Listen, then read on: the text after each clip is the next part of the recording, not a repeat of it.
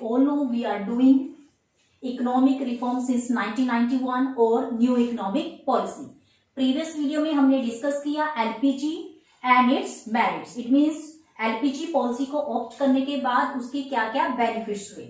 Now in this video we will discuss about the demerit of LPG policy. Let's start with first जो इसका negative effect हुआ that is neglect of agriculture. अब देखिए as we all know LPG policy में main जो focus किया गया वो कौन से सेक्टर पे किया गया था, industrial sector as well as service sector. It means जो प्राइमरी सेक्टर था, प्राइमरी मीन्स जो एग्रीकल्चर सेक्टर था उसको कंप्लीटली इग्नोर किया गया और उसका जो बैड इफेक्ट हुआ वो क्या हुआ, स्ट्रक्चर ट्रांसफॉर्मेशन हुआ. स्ट्रक्चर ट्रांसफॉर्मेशन का मतलब होता है मैक्सिमम जो वर्किंग जो फोर्स थी, वर्किंग जो पॉपुलेशन थी, इट मींस वो person those who are willing and able to do work, वो रूरल एरिया से अर्बन एरिया में शिफ्ट हो गए. उन्होंने क्या किया, एग्रीकल्चर वर्क को छोड़ के इंडस्ट्रियल सेक्टर या फिर सर्विस सेक्टर में ज्वाइन कर लिया. अब स्ट्रक्चर ट्रांसफॉर्मेशन हुआ, इससे जो एग्रीकल्चर सेक्टर है सफर्ड अ सीरियस निग्लेक्ट. ठीक है, एग्रीकल्चर सेक्टर को निग्लेक्ट करना शुरू कर दिया. इट मीन्स उसकी जो इंपॉर्टेंस है वो रिड्यूस हो गई.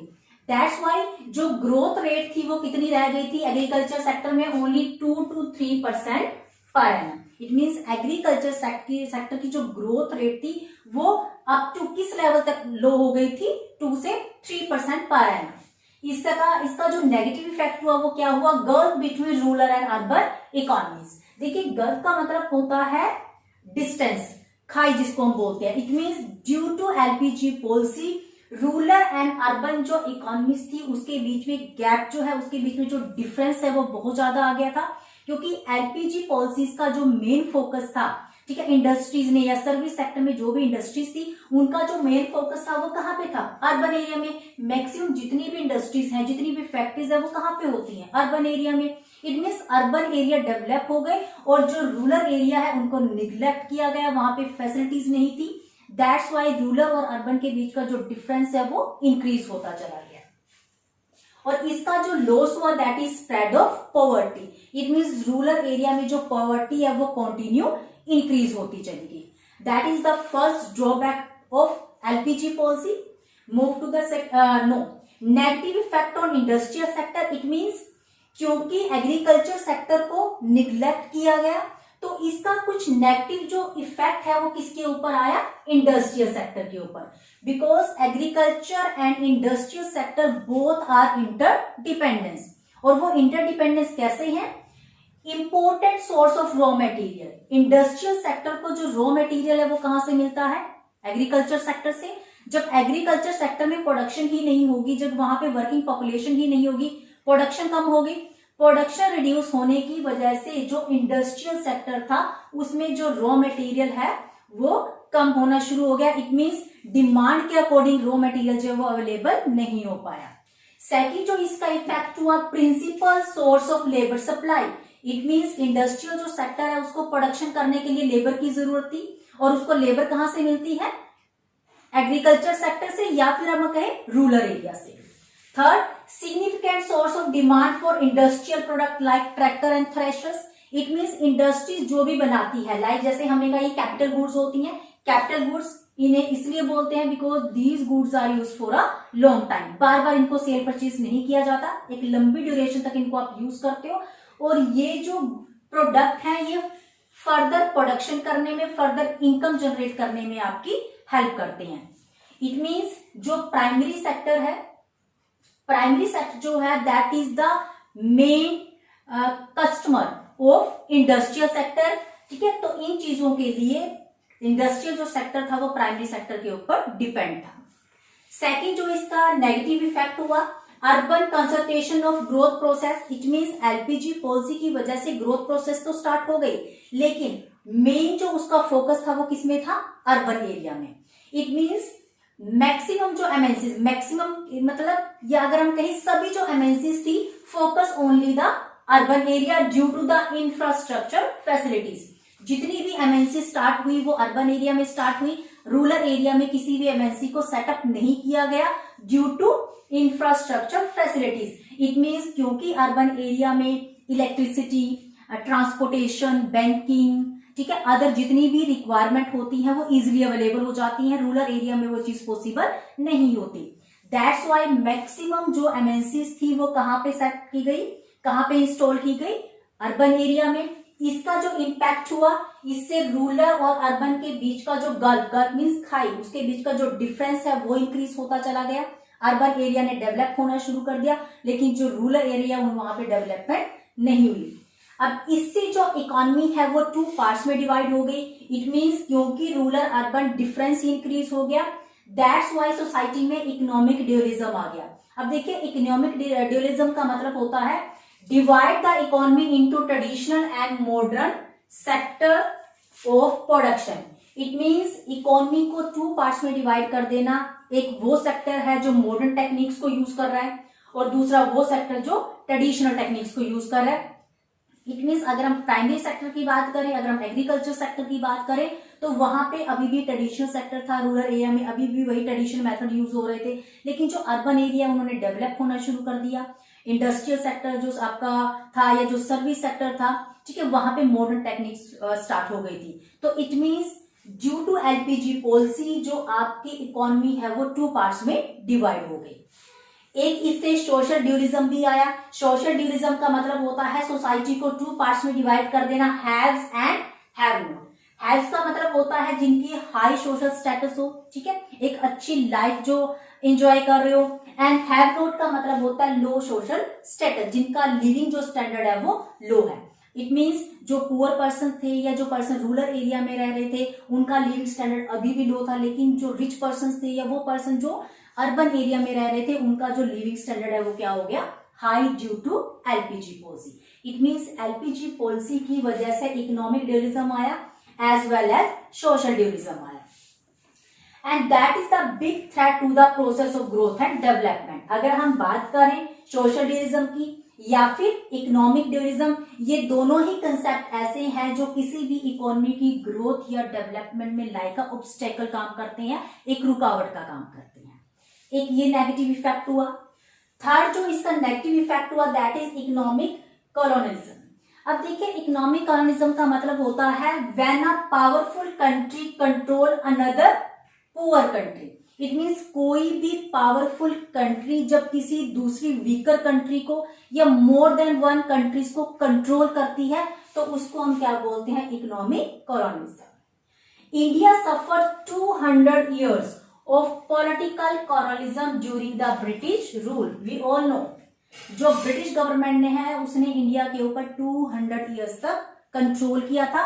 पॉलिटिकल वर्ड इसलिए यूज किया गया, पॉलिटिकल का मतलब होता है जो भी डिसीजंस, जो भी गवर्नमेंट, जो भी मैनेजमेंट है वो किसकी थी, ब्रिटिश की थी। But now MNCs expanding their economic control. पहले पॉलिटिकल था, अब क्या है, इकोनॉमिक कंट्रोल। अगर हम देखें इंडियन जो मार्केट है वहां पे इंडियन प्रोडक्ट से ज्यादा चाइनीज प्रोडक्ट या अदर जो कंट्रीज है उनके प्रोडक्ट है। इट मींस फॉरेन के जो प्रोडक्ट हैं उन्होंने इंडियन मार्केट को क्या किया हुआ है, कैप्चर किया हुआ है, उसको कंट्रोल किया हुआ है। अब इसका जो नेगेटिव इफेक्ट हुआ, exploiting the Indian market to sell their product. It means जो एमएनसीज हैं वो इंडियन मार्केट को एक्सप्लॉइट कर रही हैं, किस लिए, अपने प्रोडक्ट को सेल करने के लिए। एंड डोमेस्टिक जो प्रोड्यूसर है हैव पुअर कॉम्पिटिटिव स्ट्रेंथ। और जो डोमेस्टिक प्रोड्यूसर है, इट मीन जो इंडियन जो प्रोड्यूसर्स हैं, they are not able to compete the MNCs due to poor competitive strength because they are not able to produce a product in a cost effective manner. It means वो product तो बना सकते हैं लेकिन उनके product की जो quality है वो as compare to foreign product उतनी हाई नहीं है, और अगर प्रोडक्शन करते भी हैं तो उसकी कॉस्ट ज्यादा आती है। दैट्स वाई जो डोमेस्टिक प्रोड्यूसर्स हैं वो फॉरेन प्रोडक्ट के साथ कॉम्पिटिट नहीं कर पाते। एक इसका ये नेगेटिव इफेक्ट हुआ। Here are some more demerits of LPG policy. First, spread of consumerism. अब कंज्यूमरिज्म क्या होता है, इट मींस कंज्यूमर को ज्यादा से ज्यादा इंपॉर्टेंस प्रोवाइड करना, ठीक है। इट मीन जो कंज्यूमर है they are treat like a good. Due to consumerism availability of variety of global brand. अब देखिए कंज्यूमरिज्म के इंक्रीज होने का रीजन क्या था, due to LPG policy various जो प्रोडक्ट थे, डिफरेंट टाइप के ब्रांड्स, जो फॉरेन जो ब्रांड्स थे वो मार्केट में अवेलेबल होना शुरू हो गए। दैट्स वाई जो पीपल्स हैं that become more spendthrift. Spendthrift का मतलब होता है ज्यादा से ज्यादा खर्च करने वाले। And they adapting the western culture of spending through borrowings. और इंडियन जो पर्सन है उन्होंने कौन सा कल्चर ऑप्ट कर लिया था? Western culture. वेस्टर्न कल्चर का मतलब होता है spending through borrowings. It means अगर हमारे पास फंड्स नहीं भी हैं तब भी हम मनी को बोरो करके वहां से फंड्स को अरेंज करेंगे और उसकी हेल्प से हम गुड्स को परचेज करेंगे। एक ये इसका डीमेरिट हुआ। Next, lopsided growth process. Lopsided growth process का मतलब होता है इट मींस इकोनॉमी ग्रो तो हुई लेकिन सभी एरियाज इक्वल ग्रो नहीं हुए। जैसे कि हमने बात की थी रूरल और अर्बन एरिया का जो डिफरेंस था वो कंटिन्यू इंक्रीज होता जा रहा था। अर्बन एरिया डेवलप हो रहे थे लेकिन जो रूरल एरिया थे वहां पे डेवलपमेंट नहीं थी। Reason behind that LPG policy की वजह से, क्योंकि अर्बन एरिया डेवलप हुए। Not inclusive growth. इंक्लूसिव का मतलब होता है सभी एरियाज को लेके चलना, चाहे वो प्राइमरी सेक्टर हो, सेकेंडरी या फिर tertiary sector. It means Indian economy जो ग्रो कर रही थी that's mainly focused on the service sector. Service sector it means mainly अगर हम बात करें आईटी सेक्टर, आईटी सेक्टर में ग्रोथ बहुत ज्यादा थी। ठीक है, तो जो भी ग्रोथ हुई वो कौन से सेक्टर में हुई? मेनली सर्विस सेक्टर में। Overshadowing the process of industrialisation. और जो सर्विस सेक्टर था उसने इंडस्ट्रियलाइजेशन की जो प्रोसेस था उसको भी क्या कर दिया था? ओवरशैडो। इसमें उसकी इंपॉर्टेंस को भी उसने डिक्रीज कर दिया था। And neglecting the farming sector. और फार्मिंग सेक्टर को तो बिल्कुल ही उसने निग्लेक्ट कर दिया था। इट मींस एलपीजी में मेनली जो फोकस किया गया वो किस पे किया गया? Service sector, it means IT sector पे। सेकंड जो पोजीशन थी वो इंडस्ट्रियल सेक्टर की थी और जो थर्ड पोजीशन सबसे लो लेवल पे कौन सा था? Agriculture sector. इस वजह से जो इंडियन फार्मर्स हैं they are shifting to the cash crop for foreign market. तो इंडियन फार्मर्स ने क्या किया? उन्होंने फूड ग्रेन जिसकी रिक्वायरमेंट हमारी डोमेस्टिक इकोनॉमी में थी उसको प्रोड्यूस करने की बजाय उन्होंने किन चीजों की प्रोडक्शन करनी शुरू कर दी? Cash crops. कैश क्रॉप्स का मतलब होता है वो क्रॉप जिसकी डिमांड फॉरेन मार्केट में थी एज अ रॉ मटेरियल। और उसका जो नेगेटिव इंपैक्ट है वो क्या हुआ? Shortfall of domestic supply of food grain. India में जो फूड ग्रेन है उसकी जो सप्लाई थी वो क्या हो गई? डिक्रीज हो गई। इट मींस जिन गुड्स की रिक्वायरमेंट खुद की कंट्री में थी उसकी प्रोडक्शन कम हो गई और जिन गुड्स की डिमांड फॉरेन में थी एज अ रॉ मटेरियल उनकी प्रोडक्शन इंक्रीज हो गई due to LPG policy.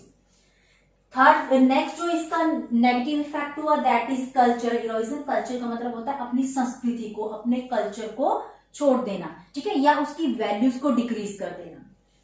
Due to economic LPG policy, new economic policy की वजह से जो कल्चरल वैल्यू थी इंडियंस की वो भी डिक्रीज हो गई। ठीक है, वो हम इन ऑब्जर्वेशन से देखेंगे। इकोनॉमिक जो प्रोस्पेरिटी है has taken a lead over all other parameter of life. It means पहले वैल्यूज को इंपॉर्टेंस दी जाती थी। आप एक पर्सन कितना होनेस्ट है, वो अपने से एल्डर्स का कितना रिगार्ड करता है, उन चीजों को इंपॉर्टेंस दी जाती थी। But now economic prosperity. Economic prosperity का मतलब होता है जो पर्सन जितना ज्यादा रिच है उसकी रेपुटेशन सोसाइटी में उतनी बड़ी है, उतनी ज्यादा है। इट मींस अब जो मनी है, जो इकोनॉमिक जो पावर है दैट इज द लीड। ठीक है, वो लीड कर रही है, that is the main parameter of life. Second, everybody want to become economically independent. हर कोई पर्सन क्या चाहता है भी वो इकोनॉमिकली इंडिपेंडेंट हो, खुद से कमाए and regardless his responsibility toward family and society. ठीक है, उसके पास खुद के फंड्स होने चाहिए, वो खुद इकोनॉमिक इंडिपेंडेंट होना चाहिए। सोसाइटी के लिए उसकी क्या रिस्पॉन्सिबिलिटी है या फैमिली के लिए उसकी क्या रिस्पॉन्सिबिलिटी है, उन चीजों को इग्नोर किया गया। It means no doubt LPG policy ने बहुत से पॉजिटिव इंपैक्ट या हम कहें भी बहुत से बेनिफिट हमारी सोसाइटी को दिए, but we can't ignore the demerits. ठीक है, एलपीजी की पॉलिसी की वजह से बहुत से नेगेटिव इफेक्ट भी सोसाइटी के ऊपर हुए।